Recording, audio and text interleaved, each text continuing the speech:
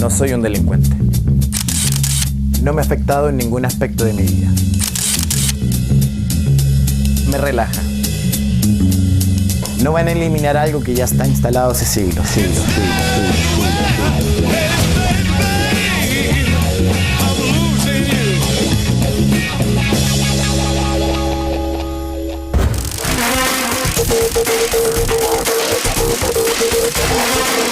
Yo sí, yo no. No, yo no. Yo sí. Yo sí. Yo sí. No, ni Yo sí. no. Según un estudio realizado por la Organización de las Naciones Unidas el año 2008, un 27,1% de los chilenos dijo haber consumido marihuana al menos una vez en su vida. Según cifras del Senda, el 4,6% de la población general y el 15,1% de los escolares declaró haber consumido cannabis en el último año. ¿Será hora entonces de vernos las caras, transparentar y abrirnos a conversar sobre este tema? Según algunos, es el momento. Yo fumo marihuana porque me produce placer, me gusta, creo que también me ayuda. Para una parte de los consumidores se trata del más profundo e inofensivo relajo. Yo estoy con un dolor que debería estar tomando pastillas en la mañana, en la tarde y en la noche. Y eso lo puedo, ¿cierto?, evitar. ¿Por qué? Porque tengo la marihuana. Para otros, se ha convertido en parte de su rutina. La marihuana es una entrada a la muerte. Pero para ciertas personas llegó a convertirse en su perdición. Conversamos con ellos, la mayoría a rostro cubierto, por el temor a ser estigmatizados.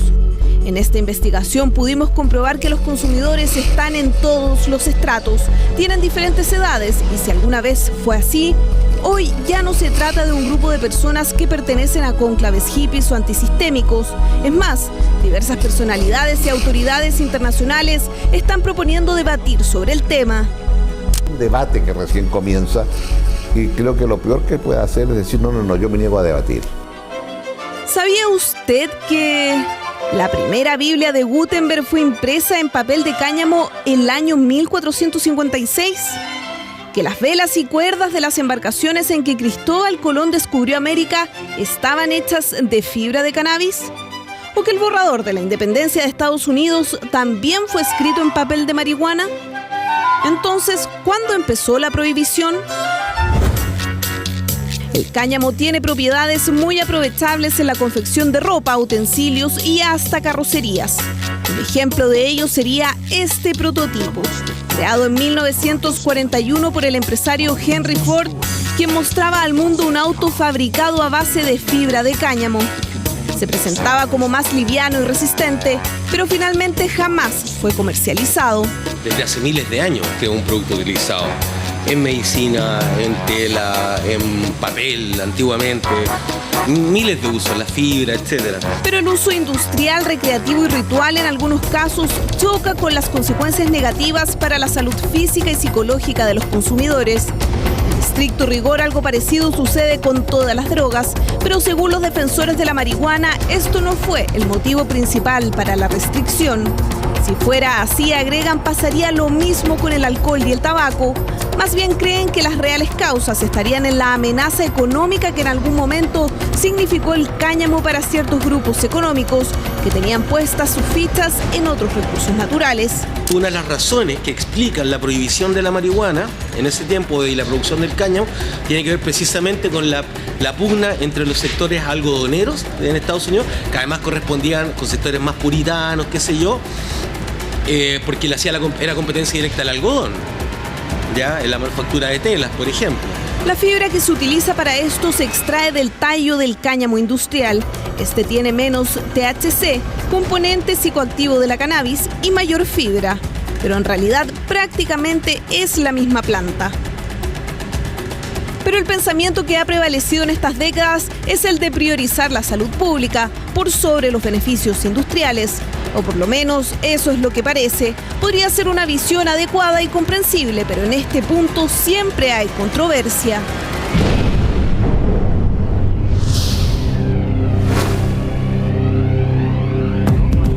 Fue Fue en 1925 cuando Gran Bretaña la declara ilegal. 12 años después, Estados Unidos impuso una de las leyes más restrictivas en cuanto a su producción y consumo, normativa que permeó a todo el resto de América paulatinamente. En Chile, en 1969, se aprobó la primera ley que sancionaba el tráfico de sustancias estupefacientes, y en 1995 comenzó a regir la Ley 19.366, que penaliza el cultivo de cannabis. Desde ese momento existe una lucha enconada por destruir y prohibir el cultivo y consumo de la planta.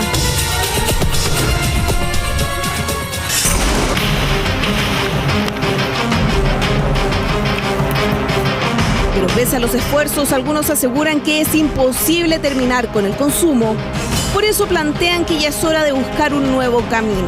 Esta tesis es avalada por el expresidente Ricardo Lagos. Bueno, desgraciadamente yo creo que la forma de enfocarlo nos indica claramente que se está perdiendo esa guerra. El expresidente Ricardo Lagos es uno de los que postula la necesidad de entrar prontamente a un debate. No necesariamente está por hacer grandes reformas, pero sí manifiesta que es prudente conversar sobre el tema. Y en esta revisión yo creo que se plantea un camino muy directo. No se trata de legalizar, se trata de no criminalizar el consumo, que es distinto. Se trata de combatir con fuerza a los narcotraficantes. Pero también se trata de reducir la demanda de los drogadictos que ya no pueden rehabilitarse y entender que estos son, pacientes que tienen que ser tratados porque tienen una enfermedad.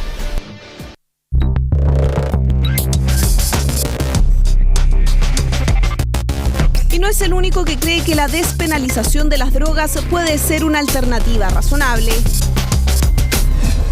Es el mismo pensamiento de otros líderes como Fernando Henrique Cardoso, exmandatario de Brasil, César Gaviria de Colombia y también el español Felipe González.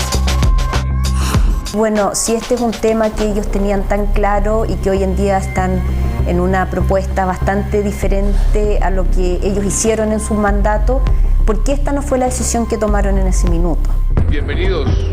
En la última cumbre de la OEA en Cartagena de Indias, el tema fue discutido por los máximos representantes de los países miembros. Incluso participó el presidente de Estados Unidos, Barack Obama, un imposible hasta hace algunos años. No se llegó a ningún acuerdo, pero sí se decidió estudiar el tema. Preguntemos, ¿por qué despenalizar su consumo? Pero en realidad sí está aprobado el alcohol, que mata el 10% y la marihuana no mata a nadie. Yo creo que debería estar despenalizada. Porque igual es lo mismo que cualquier persona pudiera privar a una persona que no fumara o que no consumiera alcohol, o sea. Si tú lo miras, en realidad el alcohol es mucho más dañino que la marihuana y el tabaco también. ¿Y por qué no hacerlo? Por algo está penalizada. Encuentro que de alguna otra forma la marihuana sí produce efectos en la parte cerebral, a nivel cerebral y yo creo que no. Despenalizándolo se generan muchos más espacios para que pueda hacerse, digamos, cultivo de marihuana, consumo de marihuana, y yo creo que eso no está bien. No es bueno para la salud de uno y es perjudicial también para el resto. Porque hace daño. Hay varios que tienen las cosas bastante claras, pero no se sienta mal si lo pillamos mal parado. No, o sea, bueno, a mí no me gusta la marihuana, pero no estoy de acuerdo en realidad. ¿Con que se despenalice? No, debería seguir prohibiéndose. Sí, seguir prohibiéndose porque la verdad las cosas no sé. El tema no se trata con información detallada y por eso muchos no tienen respuesta. En este reportaje comenzaremos por intentar dilucidar una de las incógnitas que más polémica genera la discusión. ¿Hace mal la marihuana? Si es así, ¿qué tan mal? Y finalmente, ¿hace bien para algo?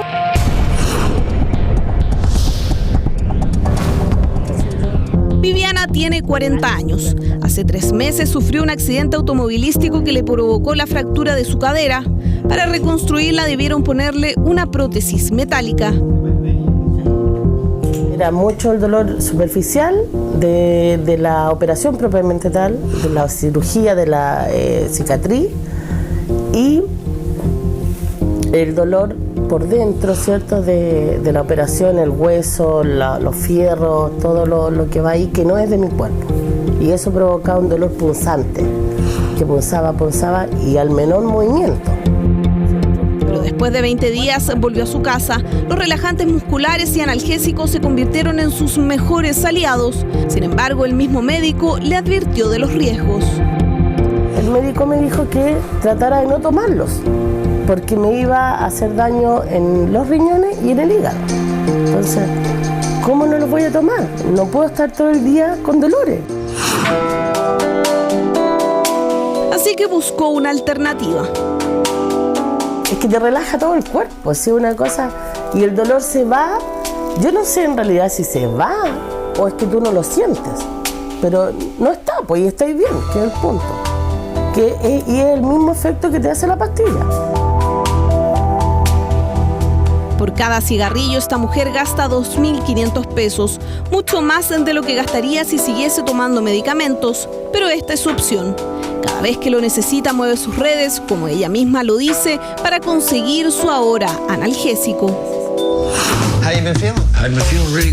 El uso terapéutico de la marihuana en Chile también está prohibido. Pese a que la ley 20.000 afirma que sí se permite darle un uso medicinal, en la práctica esto es imposible, pues no hay ningún medicamento aprobado aún por el Instituto de Salud Pública que contenga el principio activo de la cannabis. Chile no lo ha autorizado, la Agencia Nacional de Medicamentos no ha autorizado a este principio activo que viene de la marihuana con esa utilidad terapéutica, porque para nosotros autorizarlo, tal como lo manifesté, tendrían que presentarnos toda la evidencia científica. Sus efectos aún están en discusión. Algunos plantean que el principio activo de la cannabis, el THC, serviría para ayudar a enfrentar varias enfermedades. Todo tipo de cánceres cuyos pacientes hayan sido sometidos a quimioterapia. En este caso, la marihuana produce un efecto de estimulación del apetito y también tiene un efecto contra los vómitos que están asociados a la quimioterapia, también en los tratamientos por SIDA. También se funciona bien en los pacientes con esclerosis múltiple o pacientes que tienen lesiones de la médula espinal. Pero hay quienes no están tan seguros. Indicaciones para las cuales se podría ocupar no están validadas. Eso no significa que no sirva, sino que no están validadas o que no pudiera servir, más bien dicho. No están validadas y existen concretamente fármacos muy útiles con un muy bajo perfil de riesgo que sí están actualmente validados y que sí actualmente se están ocupando. En Estados Unidos, 16 estados ya permiten el cultivo y consumo de la marihuana para uso terapéutico, pese a que aún no se despenaliza su consumo social. Eso sí, bajo estrictas medidas de seguridad como el registro de cada uno de los consumidores, a quienes se les entrega una especie de receta médica. Lo que autorizamos es cuando viene el extracto y viene desde afuera y viene listo para ser administrado. Y eso es lo que se utiliza en una investigación científica. No tiene para qué producir marihuana en Chile, para de ahí hacer un proceso de extracción. Según el ISP en Chile, el último estudio realizado para medicamentos a base de cannabis finalizó el año 2010, pero quedó en la mitad y aún no hay conclusiones.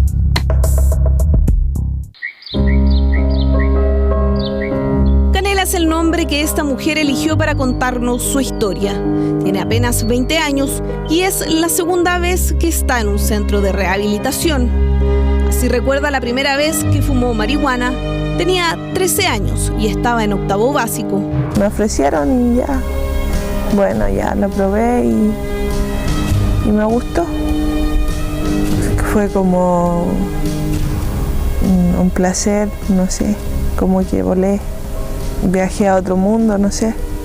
¿Y desde ese minuto? Y desde ese minuto ya empecé a fumar habitualmente. Nos cuenta que la soledad que sentía en ese momento la llevó a buscar una salida. Sí, pues, después ya en toda la salida, a la salida del colegio, después ya la compraba yo y me la fumaba antes de entrar al colegio. ¿En la mañana? Sí, en la mañana.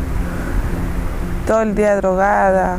¿Y cuánto cigarro de marihuana te llegaste a fumar? Varios, yo llegué 15, 20. Según un estudio internacional, el 8% de los consumidores de marihuana corren el riesgo de desarrollar una dependencia o adicción. ¿Hay acuerdo en eso? Lo que sí produce es un fenómeno de tolerancia, que quiere decir que en la medida que tú más consumes, más necesitas consumir para sentir un mismo efecto. No están en este momento la discusión de si produce o no dependencia. Yo diría que eso ya existe un acuerdo entre las sociedades científicas internacionales de que produce dependencia. Otra de las cifras que genera controversia es que se estima que el 70% de las personas en tratamiento por drogas empezaron consumiendo marihuana. Eso fue lo que le pasó a Canela. Un mal día decidió que esta droga ya no le era suficiente y cayó en el consumo de pasta base. A los 15 años vivía en la calle. Sí, pasé mucha hambre, pasé frío, pasé sed. Ahí me di cuenta de lo que había perdido, la soledad en la que estaba. A esa edad quedó embarazada de su primer hijo y fue también la primera vez que entró a un centro de rehabilitación. Sin embargo, luego de dar a luz, volvió a caer en el consumo de pasta base. Pues seguí consumiendo, yo pensé que iba a parar, pero no me importó nada, incluso ni ella, nada. Eso hasta que se embarazó de su segundo hijo. Hoy intenta salir adelante con la ayuda de especialistas, nuevamente en un centro de rehabilitación. Aunque sabe que el camino será difícil, tiene esperanzas de salir adelante por sus 2 hijos. La llamada escalada de drogas supone que quien consume marihuana fácilmente puede convertirse en un adicto a otras drogas, como la cocaína o pasta base, pero aquí nuevamente surgen opiniones dispares. Si eso fuese así, si eso fuese correcto, toda la gente que consume, qué sé yo, una droga como la cafeína, tendría que continuar con el cigarro, todos los que consumen tabaco tendrían que continuar con marihuana, y todos los que consumen alcohol en forma normal deberían continuar con cocaína, entonces, y eso no es así, o sea. No está resuelto ese tema. Eso no significa que no, tampoco significa que sí, eso me interesa plantearlo claramente. Hay investigación que apunta a que esto sí tiene una relación, por ejemplo, datos chilenos. Datos chilenos muestran que la percepción de riesgo, eso significa qué tan peligroso considera usted que es consumir cocaína, en las personas que fuman marihuana o que han fumado marihuana en el último tiempo, es menor que las personas que no han fumado marihuana. El año 2008 la marihuana fue reclasificada y pasó de ser una droga blanda a ser considerada droga dura o en lista 1 por el Instituto de Salud Pública, a la par de otras sustancias como la cocaína y la pasta base. Pero, ¿por qué poner a la marihuana dentro de esta clasificación? ¿Es tan peligrosa? Según el Reporte Mundial de Drogas de la ONU de 2011, el consumo de esta droga podría provocar ciertas anomalías en el organismo. Tendrían relación principalmente con la actividad cerebral. Un grupo de científicos chilenos realizó un estudio comparativo entre escolares no consumidores y consumidores de al menos 4 cigarrillos de marihuana al mes. Este fue el resultado. Determinamos que había daño significativo en los consumidores de marihuana en comparación con los no consumidores, pares no consumidores, significativo daño entonces en términos de funciones cognitivas de atención, concentración, planificación del trabajo, resolución de problemas, memoria inmediata. Además, estudios desarrollados en la Universidad de Cardiff, Inglaterra, avalan la teoría que relaciona el consumo de marihuana con el desarrollo de enfermedades psicóticas como la esquizofrenia. Hay una etapa previa a la esquizofrenia en que el paciente anda muy ansioso, no sabe por qué, ¿ya? Y es muy usual que estos pacientes con esquizofrenia acudan a la marihuana como una manera de calmar naturalmente, por decirlo así, o intuitivamente esa ansiedad que tienen. Pese a que hay cierta concordancia en que provoca un daño, aún no está absolutamente comprobado en qué medida. Tampoco si la marihuana es más dañina que el cigarro. Según un estudio realizado por la Fundación Británica del Pulmón, el consumo de marihuana sería más peligroso debido a que la inhalación es más larga y profunda que la del tabaco. Trata de aprovechar su pito al máximo, ¿cierto? Y por lo tanto lo aspira con ganas hasta el fondo y lo retiene un rato incluso. Entonces el cigarrillo el de marihuana causa más daño en ese sentido, podría ser, comparando un cigarro a un pito.